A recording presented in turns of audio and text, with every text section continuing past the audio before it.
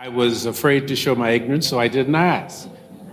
I followed them. We walked toward the place where there was a building. Sidney Poitier looked like the kind of man Hollywood could respect: calm, polished, brilliant, untouchable. But behind that perfect image was a fight most viewers never saw. He entered movies when black actors were pushed aside, mocked, or forced into roles that made them look small. Sidney refused to be small. He broke doors open, won the Oscar, faced cold co-stars, dangerous sets, public pressure, private guilt, family loss, and a love life that was far messier than his graceful image suggested. Before his death, questions about Hollywood's racism grew louder again. Who made his rise harder? Who stayed silent? And what did Sidney survive behind that famous calm? Join us as we uncover the real truth behind Sidney Poitier's unforgettable life. Sidney Poitier's life began in a way that almost sounded like a movie. He was born on February 20th, 1927, in Miami, Florida. But Miami was not really the family home. His parents, Evelyn and Reginald James Poitier, were Afro-Bahamian farmers from Cat Island in the Bahamas. They owned a tomato farm and traveled to Miami to sell produce. Sidney was the youngest of 7 children, and his birth came as a shock. He arrived 2 months early and was not expected to survive, but his parents stayed in Miami for 3 months until he recovered. That birth gave him United States citizenship, but his heart was shaped in the Bahamas. Some believe the Poitier family traced its roots to Haiti and to escaped slaves who built free communities in the Bahamas. Whether family tradition or wider belief, one thing was certain: Sidney came from people who understood survival. He lived on Cat Island until he was 10, then moved with his family to Nassau. For the first time, he saw cars, electricity, plumbing, refrigeration, and movie theaters. Imagine that. A boy raised with so little suddenly saw the modern world opening before him. He was raised Catholic but later described himself as agnostic with beliefs closer to deism. Before Hollywood, before the Oscar, Sidney was simply a Bahamian boy discovering that the world held both opportunity and cruelty. When Sidney was 15, in 1942, his family sent him to Miami to live with his brother. Florida was nothing like Cat Island. In the Bahamas, he had not grown up under America's racial segregation. In Jim Crow Florida, that reality hit him immediately. He later explained that he could not try on shoes in certain stores and had to sit at the back of buses. On Larry King Live in 2008, he called it a huge disappointment. But the deepest wound was not the rules themselves. It was what those rules were meant to say about his worth. Sidney later told Oprah Winfrey, "I was taught that I had basic rights as a human being. I was taught that I was someone."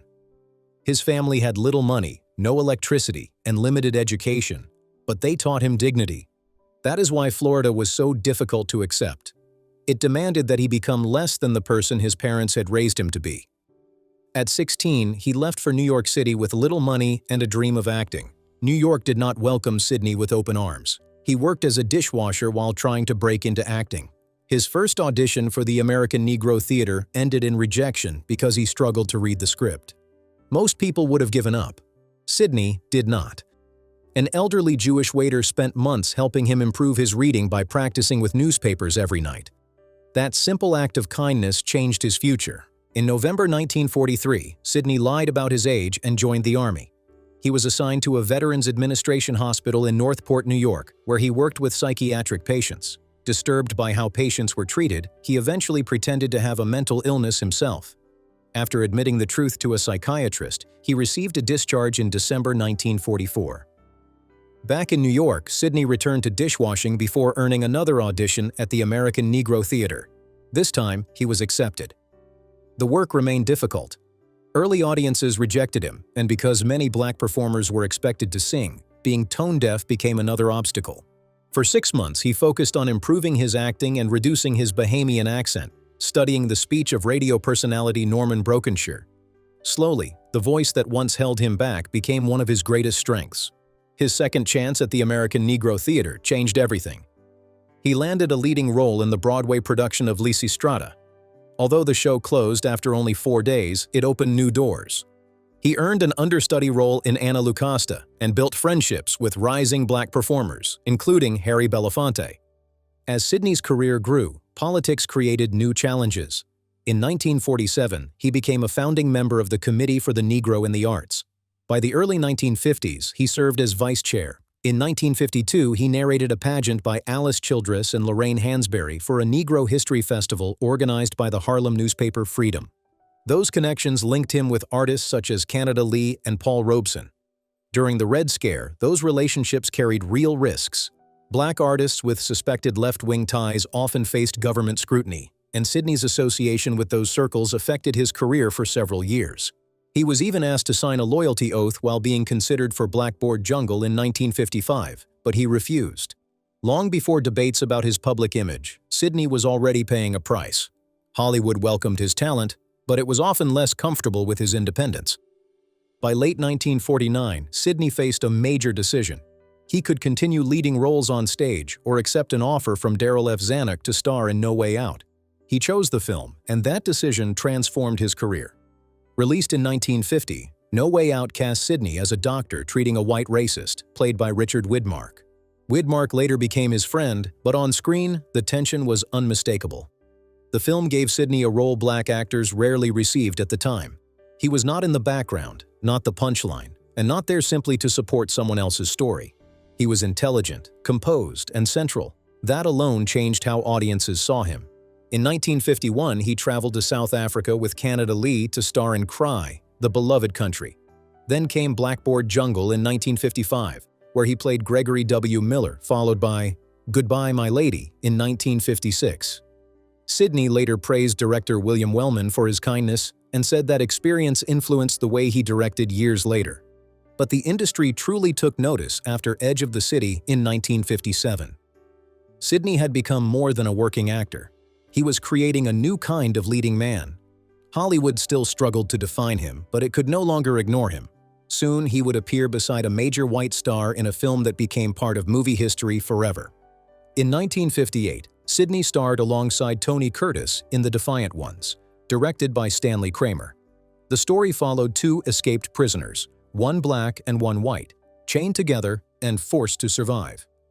The film became a huge success, earning 8 Academy Award nominations, including Best Picture and Best Actor nominations for both Sidney and Curtis.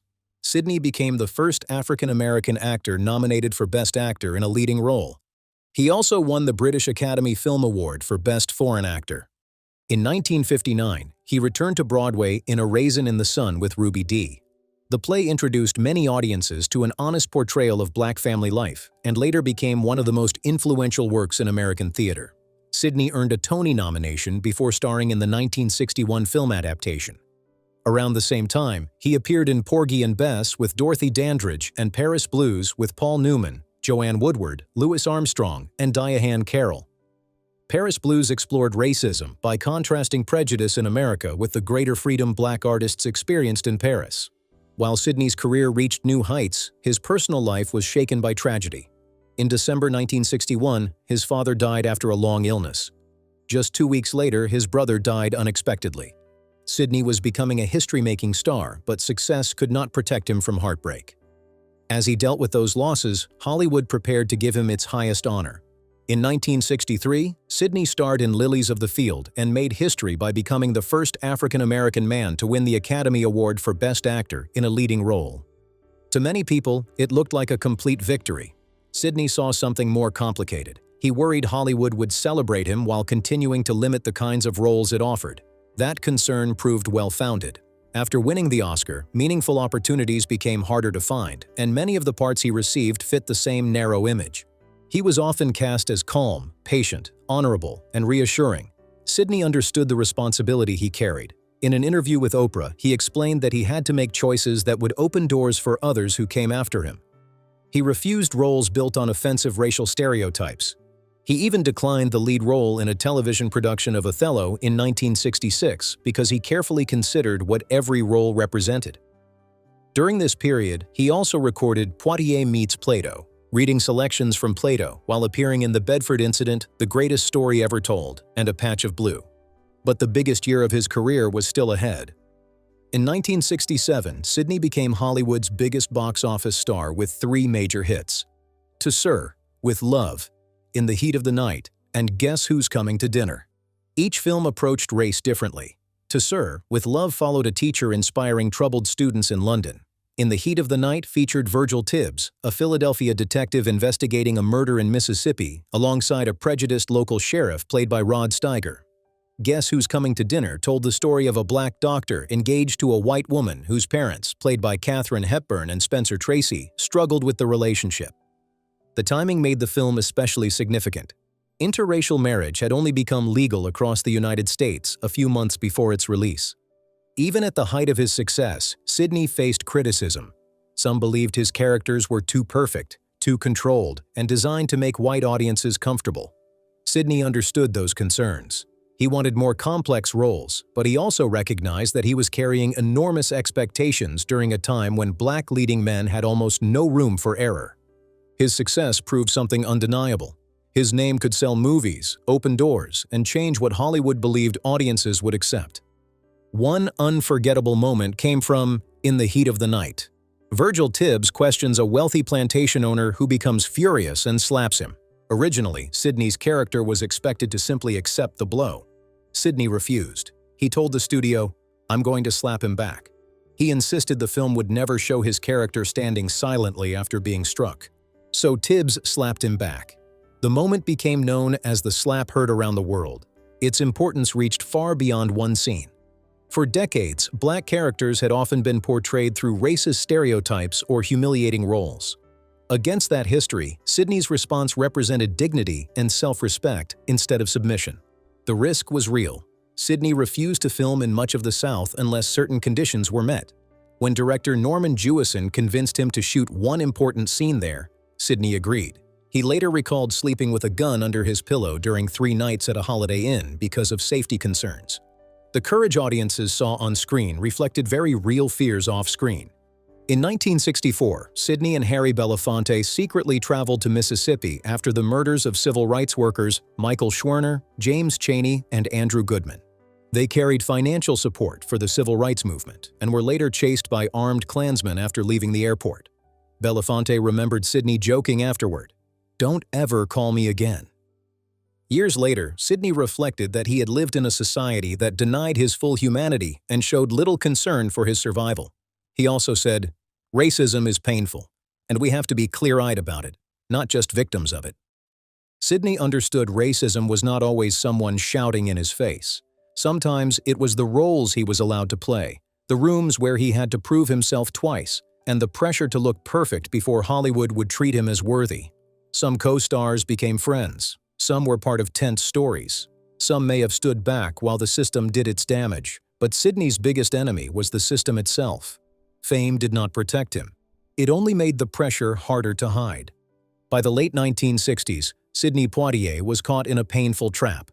White America admired him, but that admiration made some people question him. In 1967, a New York Times opinion piece asked, "Why does white America love Sidney Poitier so?" It helped popularize the phrase Sidney Poitier syndrome. The idea was that some successful black stars became so accepted by white audiences that people questioned what they had sacrificed to get there. Sidney had opened doors, yet he was criticized for the very image that helped open them. Some saw him as too gentle, too polished, and too perfect. Others understood he had been almost alone as a black leading man in a business still uncomfortable with real black power. That was the trap. If he showed anger, Hollywood could label him dangerous. If he showed dignity, some people called him too safe. While Malcolm X and Dr. King led through speeches and marches, Sidney used movies. He did not lead the movement in the streets, but he changed what millions of Americans saw on movie screens. He presented black intelligence, dignity, and moral strength to audiences across the country. He later wrote that history would remember him as a small but necessary part of a much larger movement. Sidney knew he was not the whole movement, but he also knew he was not separate from it. In 1963, he attended the March on Washington and later said the struggle for civil rights had driven him through much of his adult life. He explained that he joined the movement because he needed to protect his humanity. While Sidney carried that burden publicly, his private life was becoming increasingly complicated. Sidney married Juanita Hardy on April 29, 1950, and together they had 4 daughters, Beverly, Pamela, Sherry, and Gina. For years, he appeared to be the calm, controlled man Hollywood admired, but behind the scenes, his personal life was unraveling. In 1959, while filming Porgy and Bess, Sidney met Diahann Carroll. She was talented, successful, and married to record producer Monty Kaye. Sidney was also married, yet the attraction between them proved difficult to ignore. In a 1980 interview with People, Sidney recalled realizing within days that she was extraordinary. He described her as confident, inviting, and one of the brightest women he had ever known. Their relationship lasted 9 years, but brought guilt and heartbreak. In her 2008 memoir, Diane wrote that Sidney encouraged her to leave her husband and promised he would leave his wife. She said she kept her promise, but Sidney delayed. When she prepared to move into an apartment he had purchased, he reportedly told her his wife was reconsidering the divorce. According to Diane, he later said her daughter could not live there, changed the locks, and asked her to repay expenses. Sidney's marriage to Juanita ended in 1965, but his future with Diane never became what either of them expected. In The Measure of a Man, Sidney admitted the guilt remained with him despite years of psychotherapy. Diane later believed Sidney knew she would never leave her daughter, giving him an escape from the relationship. Despite everything, they remained friends until her death. After years of emotional turmoil, Sidney found greater stability. On January 23, 1976, he married Canadian actress Joanna Shimkus, whom he had met while filming The Lost Man in 1969. Joanna, born in Halifax and raised in Montreal, had built a successful acting career before settling into family life with Sidney. Together, they had 2 daughters, Annika and Sidney Tamia, bringing Sidney's total to 6 daughters. In a 2016 People interview, Sidney said, "My wife and my children mean the most to me." Joanna later said their marriage worked because they genuinely enjoyed caring for one another. In a PBS interview, she explained, "I guess we were just destined to be." She said she always saw Sidney simply as a wonderful person. Their Beverly Hills home became a peaceful refuge after decades of public pressure. When Sidney received the BAFTA Lifetime Achievement Award in 2016, but was unable to travel because of health concerns, the award was presented to him at home. He thanked his wife, children, and friends, calling them his life force. After his remarkable 1967 success, Sidney's acting career evolved. He returned as Virgil Tibbs in They Call Me Mr. Tibbs in 1970 and The Organization in 1971. But Sidney wanted something even more important than starring roles. He wanted creative control. In 1972, he made his feature-directing debut with Buck and the Preacher, starring alongside Harry Belafonte and Ruby Dee after replacing the original director. A year later, he directed O Warm December. Sidney also joined Barbra Streisand and Paul Newman in creating First Artists Production Company, giving actors greater control over the projects they developed. He later directed successful comedies including Uptown Saturday Night, Let's Do It Again, and A Piece of the Action. His biggest directing success came with Stir Crazy in 1980, starring Richard Pryor and Gene Wilder. For years, it remained the highest-grossing film directed by a person of African descent. He later directed Fast Forward and Ghost Dad, then returned to acting in Shoot to Kill, Sneakers, and The Jackal. Sidney showed that a black artist could succeed as an actor, director, and producer, while continuing to expand opportunities for those who followed. During the 1990s, Sidney appeared in respected television productions including Separate but Equal to Sir, with Love 2, Mandela, and De Klerk, and The Simple Life of Noah Dearborn. He earned Emmy nominations for Separate but Equal and Mandela and De Klerk, along with a Golden Globe nomination. In 2001, he won a Grammy for Best Spoken Word Album. A year later, he received an honorary Academy Award for his extraordinary contribution to American cinema. That same evening, Denzel Washington won Best Actor for Training Day and honored Sidney by saying, "I'll always be chasing you, Sidney. I'll always be following in your footsteps." In 2014, Sidney appeared with Angelina Jolie at the Academy Awards and received a standing ovation. In 2021, the Academy Museum named its main lobby the Sidney Poitier Grand Lobby. His final years also brought personal sorrow. In 2018, his daughter Gina passed away. The following year, after Hurricane Dorian struck the Bahamas, his family reported that 23 relatives were missing. On January 6, 2022, Sidney died at his Beverly Hills home at the age of 94. His death certificate listed cardiopulmonary failure, with Alzheimer's disease and prostate cancer as underlying causes. He was survived by Joanna and 5 daughters. Tributes poured in from around the world. Barack Obama said Sidney embodied dignity and grace. Denzel Washington praised him for opening doors that had long been closed. Oprah Winfrey called him one of the great trees. Behind every tribute remained the deeper truth Sidney had carried throughout his life.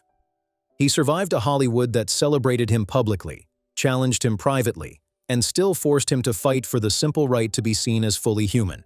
Thanks for watching. If you enjoyed this video, don't forget to like, subscribe, and turn on notifications so you never miss our next story. Let us know in the comments which Sidney Poitier performance meant the most to you, and we'll see you in the next video.